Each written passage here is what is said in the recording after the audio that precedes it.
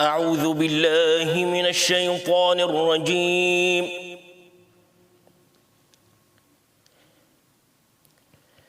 بسم الله الرحمن الرحيم.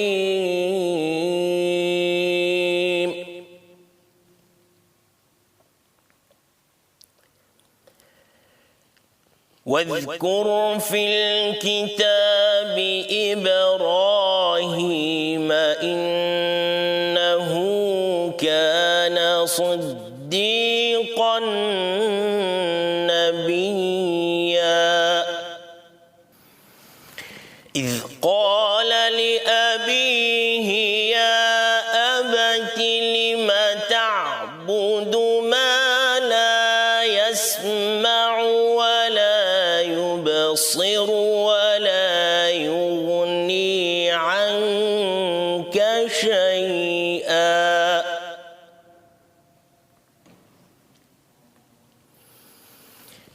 يا أبت إني قد جاءني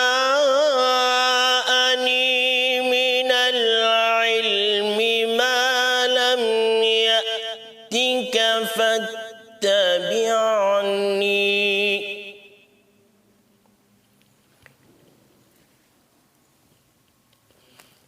فاتبعني أهدك صراطا سويا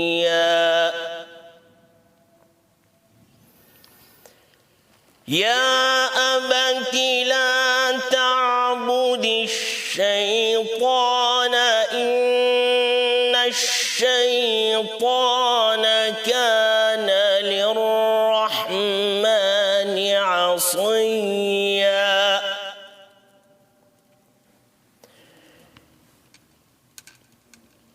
يا أبت إني أخاف أن يمسك عذاب من الرحمن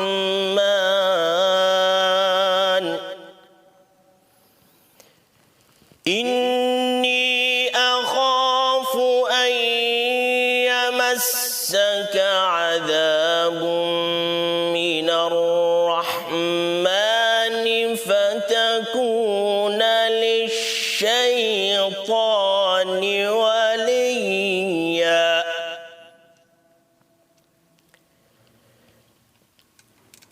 قال أراغب أنت عن آلهتي يا إبراهيم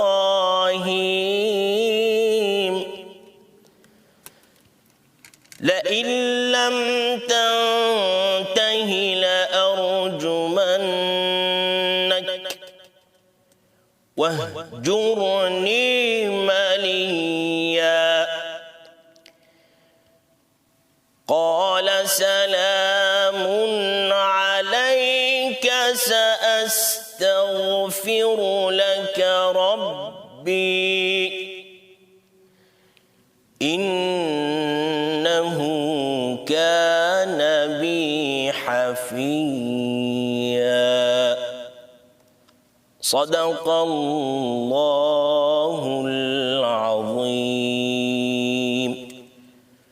سبحان ربك رب العزة عما يصفون وسلام على المرسلين والحمد لله رب العالمين.